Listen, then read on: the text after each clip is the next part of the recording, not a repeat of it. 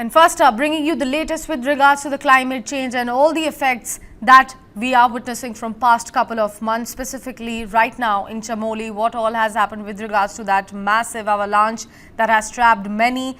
Couple of them already have been rescued, but the rescue operations are still going on. Let's walk you through all the latest developments that we have got from our reporters. 4 deaths have been reported in the avalanche, which buried a camp of the Border Roads Organization in the high-altitude village of Mana in Uttarakhand's Chamoli district.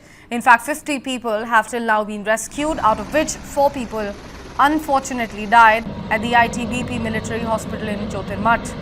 Now, the rescue operations, meanwhile, are continuing to rescue the 5 persons who are still trapped. In fact, the rescue operation is being led by a team of the IBEX brigade. A total of 6 helicopters, including 5 Cheetah helicopters, have been deployed. Senior officials from the Indian Army and the Air Force are at the accident site and monitoring the rescue operation as well.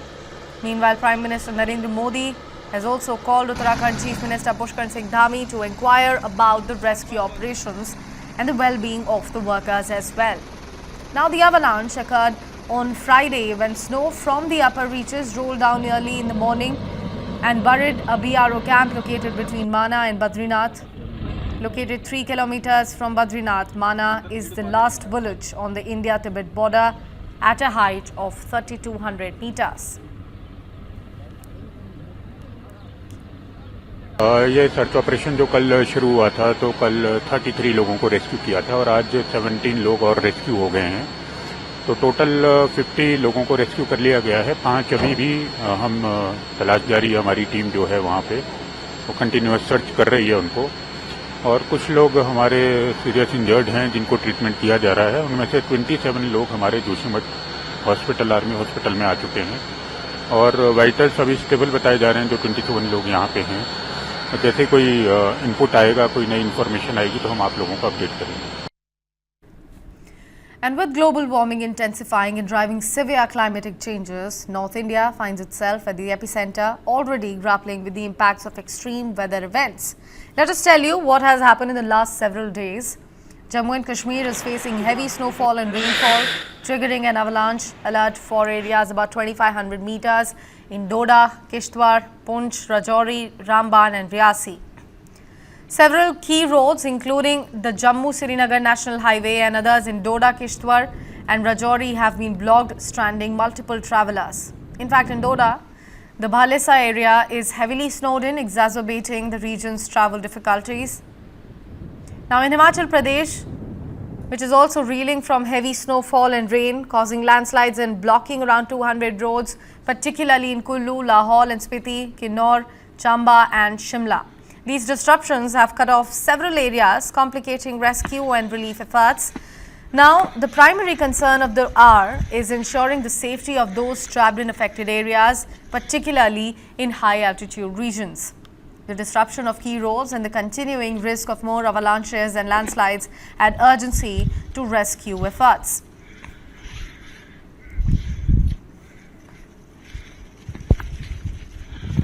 In a scene reminiscent of Kashmir's snowfall, Churu, Rajasthan was in fact struck by a powerful hailstorm, leaving the region covered in a thick white sheet of ice. The once sandy dunes of Churu turned into a winter-like landscape with mountains of hail forming across the area. In fact, the hailstorm has caused widespread damage, particularly affecting the farmers and their crops. Also, earlier we spoke to Dr. Vibha Dhawan, Director General of TERI, on the climate change. Listen in to what she said. Dr. Vibha, first coming to you, let's first speak about how exactly the climate change as well as the infrastructural developments are going to affect the Himalayas. Well, if you ask me, it's quite scary, and we are already noticing the impact of climate change, which is far earlier than what was predicted by IPCC. The worst part is that while we are understanding it, we are still going ahead with infrastructure development far more than the carrying capacity of our hills. Those are eco-sensitive zones, and therefore we need to look into how much of construction should be permitted over there. The other thing is, let's also take it that it's not only what kind of activities we are carrying out over there, it's the global impact. We are talking of the changing climate, and really speaking, few years back, 5 years back or so, that is the time we said that the increase in temperature should be curved at 1.5 degrees maximum. But the reality is that we have already reached that limit of 1.5, and now we are saying maybe 2 degrees, maybe even higher than that. And let me explain to you, it is not just increase in global temperature, it's the extremes.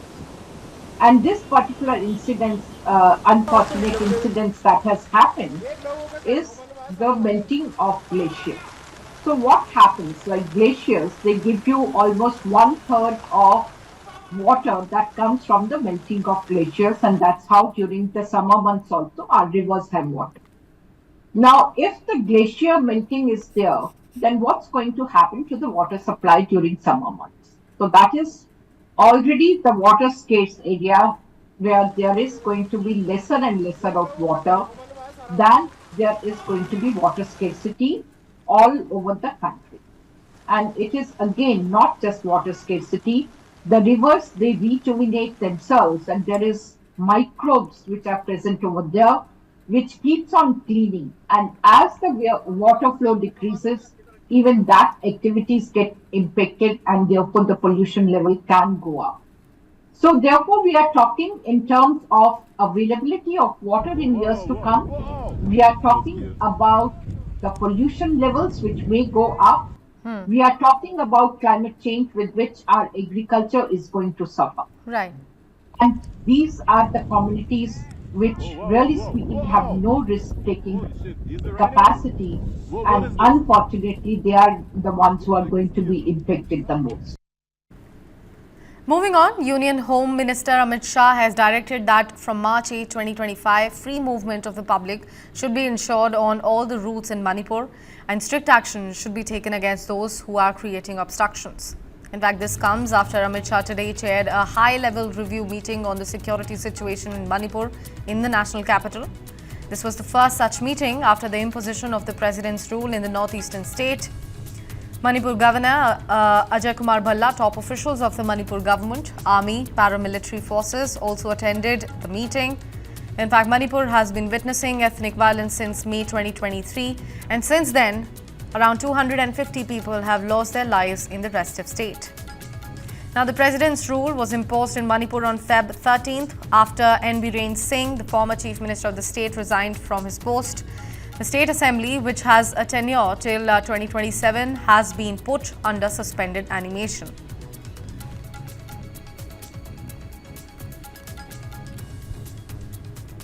Shifting focus, the Punjab police has launched a statewide operation against drugs, conducting raids at around 750 locations across the state on Saturday.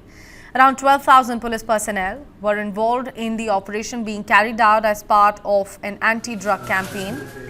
In fact, Punjab Cabinet Minister Aman Arora appealed to all the political parties that instead of playing politics, they should extend their support to the state government's anti-drug campaign to save Punjab. Now, these raids come just a day after Punjab's Chief Minister Bhagwant Singh Mann set a deadline of 3 months to make the state drug-free. As part of its fight against drugs, the state government has also formed a committee led by Finance Minister Cheema to oversee the actions of the police and health departments in tackling the drug problem in the state of Punjab.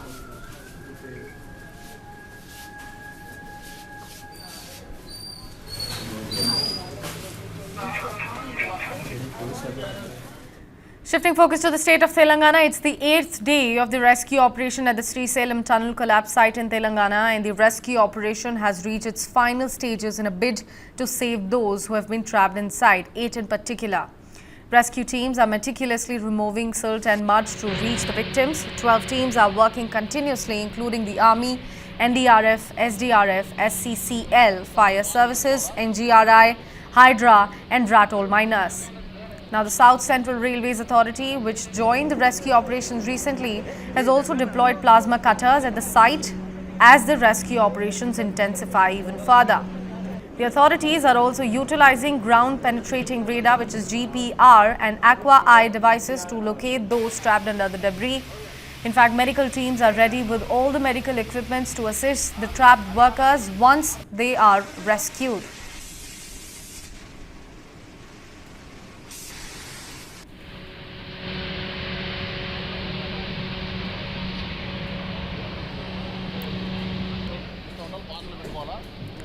Shifting focus to the state of Tamil Nadu, Tamil Nadu's Mayiladuthurai district collector AP Mahabharati has triggered widespread outrage with his statement on a POCSO case involving a 3-year-old. In his remarks, he appeared to justify the actions of the accused, addressing the recent sexual assault of a 3.5-year-old child in Sirkazi. The collector suggested that the victim's behavior may have provoked the attack.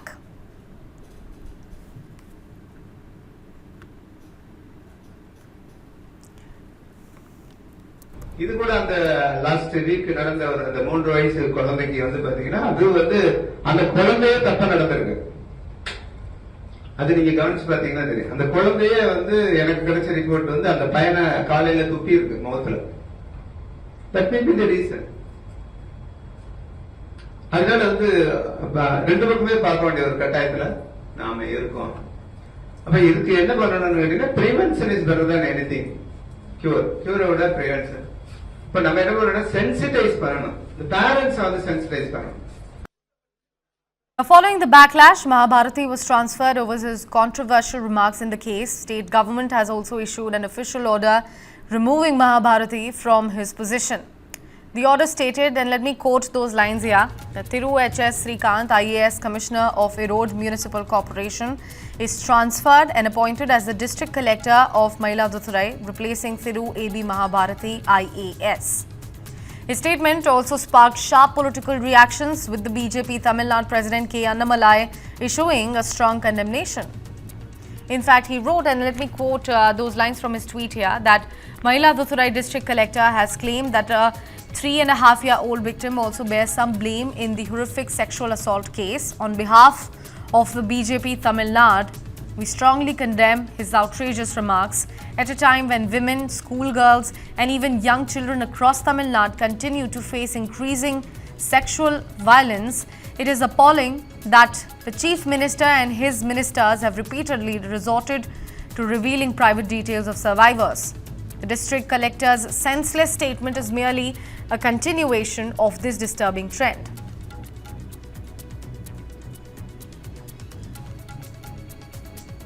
Shifting focus to the state of Kerala now, after a big meeting of Congress which lasted for about 2 hours regarding Kerala Assembly elections, State in charge Deepa Das Munshi made a big statement. She said that people of Kerala want change. If anyone hinders this by making statements in the media, then we will take strict action. When Deepa Das Munshi was giving this statement, Shashi Tharoor was standing right next to her. Deepa Das also said that the media is presenting a wrong picture, that there is no unity in Kerala's Congress.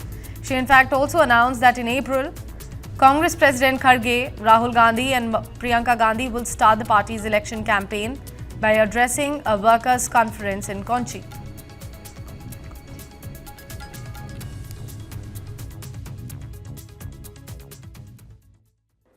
Media is giving a wrong impression that there is no unity in Congress, Kerala Congress Party, which is untrue.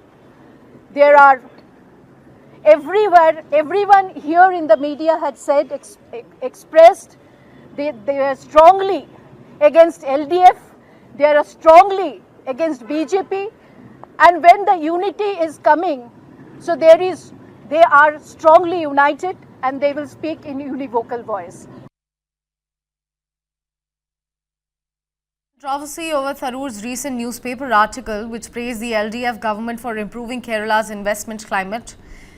In fact, his remarks in a Malayalam podcast where he said he has quote-unquote options further fueled speculation about his political aspirations in the state, drawing criticism from a section of the Kerala Congress's leadership. So that's a big development coming in as far as the Kerala's Congress unit is concerned. There was a big meeting of Congress which lasted for about 2.5 hours regarding the Kerala Assembly elections. We'll see how the things pan out further from here.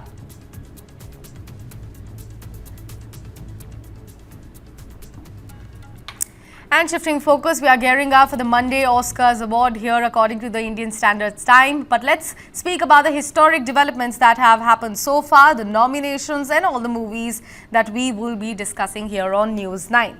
Now, when The Substance was announced as a Best Picture nominee at the next month's Oscar, it was only the 7th horror film ever to be nominated for the film industry's top honor.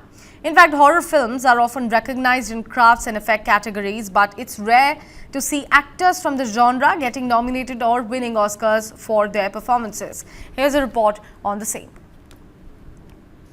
It's not working.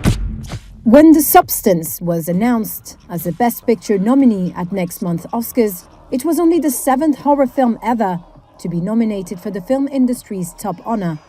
Horror films are often recognized in crafts and effects categories, but it's rare to see actors from the genre getting nominated or winning Oscars for their performances. For horror critic Alan Jones, the film's star, Demi Moore, played a key role in the genre's comeback. It's got to have a major star in it, I think, for people or the Academy to take it seriously, or a message. Look at Get Out, for example. That was all about the message.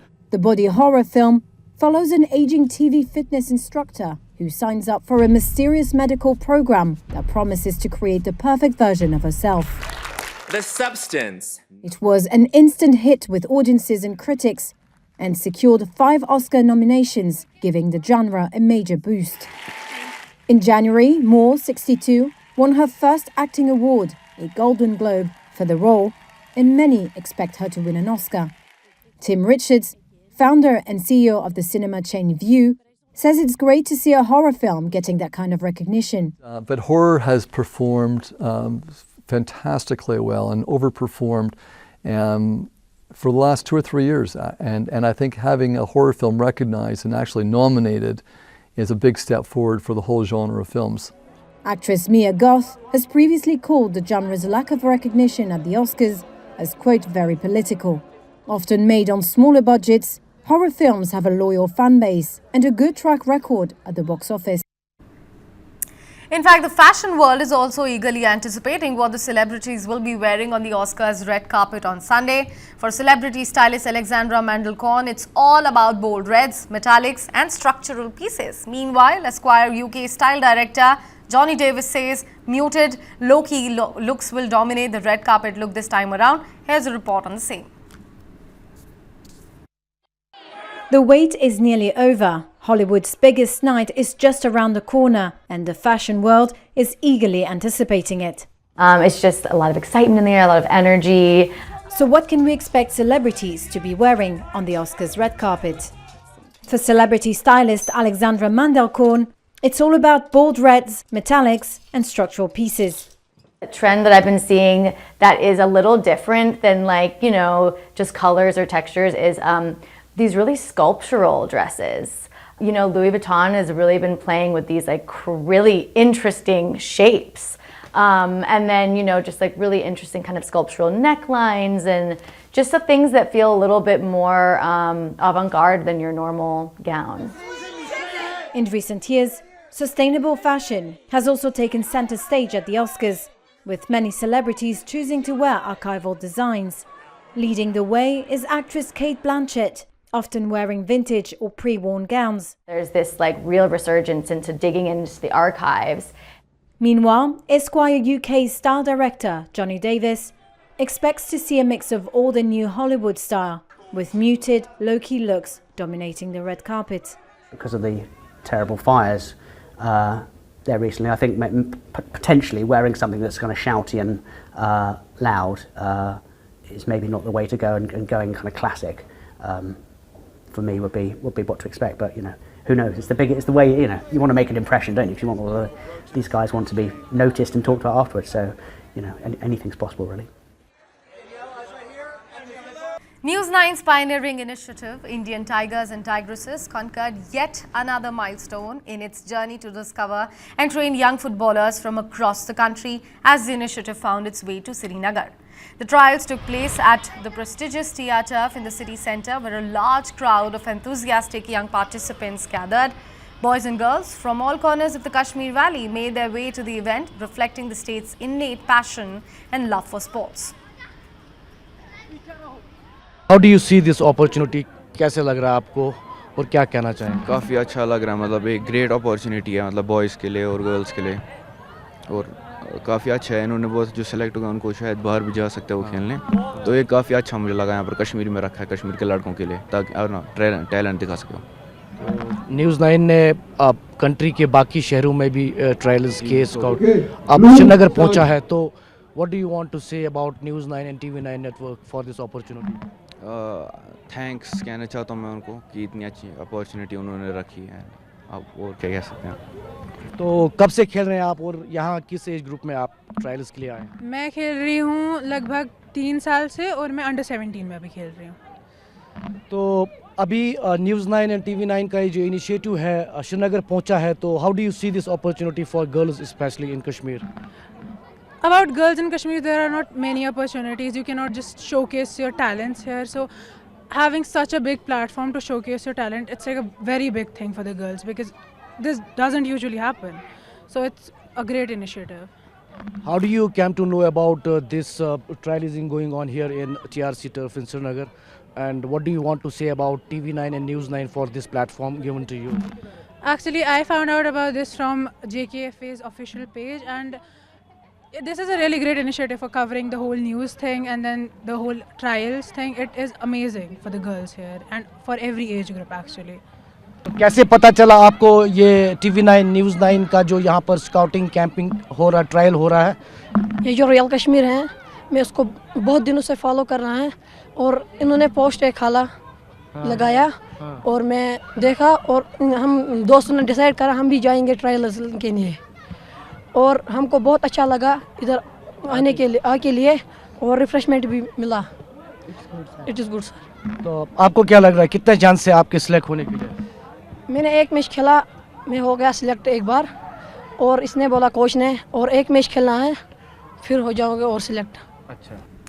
Now, the participants were divided into categories of 12 to 14 and 15 to 17 of age groups, who showcased an intense display of skill, agility and determination in a bid to grab the once-in-a-lifetime opportunity of training with the best in the field from Austria. The young lads were cheered on by their parents, who also appreciated the initiative taken by News9 in partnership with Amul and Gale and school partners Orchid, the international school. Definitely it is a very good opportunity for all the parents and the students who are very much eager to play football on this large scale. As I have said earlier that we have no such opportunity in Himachal Pradesh, and I think the Srinagar is a very good opportunity and very nearby to Himachal Pradesh, thanks to the Almighty कि इन्होंने हमें यहाँ पहुँचाया। और मैं सभी parents के साथ मतलब जो बच्चे अच्छा खेलते हैं या अच्छा खेलने के लिए उत्सुक हैं, मैं चाहूँगा कि उनके पेरेंट्स उनको जो है ऐसी एकेडमीज़ में ज़रूर लाएं, ऐसी जगह पे लाएं ताकि उनके टैलेंट को ज़्यादा अच्छे से हंट किया जाए। It has been very long since long, तो अभी तक यहाँ पर ऐसा कुछ हुआ नहीं था, तो now for the first time our kids are playing this, they are having this opportunity to play here, तो वेरी हैप्पी फॉर दैट। तो वी विश कि ऐसा आगे फ्यूचर में भी होता रहे, एंड जो बाहर की जो आती है यहाँ पर academies, they select children from यहाँ पर। आपको अगर देखा जाए तो आपको बहुत सारा यहाँ पर आपको टैलेंट मिलेगा, but that talent is hidden. Now we want our children to get expose to that, कि ताकि ये अपना टैलेंट शो कर सके और आगे जाकर फ्यूचर में जो भी इनके लिए बेटर होगा तो ये वो कर सके। ये हमारे लिए बहुत बड़ी बात है, क्योंकि जो हमारा यूथ है ना वो भी बहुत परेशान है, ड्रग्स की ओर जा रहा है। इससे जो हमारे बच्चों को एक हौसला मिलेगा, जो भी अभी नए नए बच्चे आ रहे हैं, अब स्पोर्ट्स की वजह से तो पूरी दुनिया में अभी नाम कर रहे हैं, तो हमारे भी बच्चे, हम भी यही चाहते हैं इंशाल्लाह इनका भी नाम हो और ये खेलते रहें और गलत चीज़ों की तरफ न जाए। कश्मीरी बच्चों में काफ़ी टैलेंट है, अपॉर्चुनिटीज़ की ज़रूरत, बहुत ज़्यादा टैलेंट है। मैं खुद भी खेला हूँ, मैं बेसिकली मैं क्रिकेट खेलता था, मैं यहाँ क्लब क्रिकेट भी खेला हूँ, मैं यूसी रेड्स की तरफ से खेलता था और मेरा भी शौक़ है, हमारे बच्चे, मेरा अपना बच्चा, मैं भी मेरा अपना स्पोर्ट्स का ही मेरा काम है। मैं सोचता हूँ हमारे बच्चे जो है खाली खेलों की ओर और साथ साथ पढ़ाई भी करें, बस इसके अलावा और कुछ ठीक नहीं रहेगा इनके लिए। Now, with the camp at Srinagar being held, the first round of trials has concluded. The participants who have qualified for the next round will now be taking part in a 2-day camp on March 8th and 9th at the Sudeva Football Club in Delhi. Firstly, I am very happy to see the turnout. It's such a cold winter. Everyone is freezing, but I can see that so many boys and girls have come from all over Kashmir. So that shows that the love of football is growing in Kashmir. So, and I have been coming to Kashmir for the last 4 years. Every year I come, I do trials in TRC. I go to other places like Baramulla, Anantnag.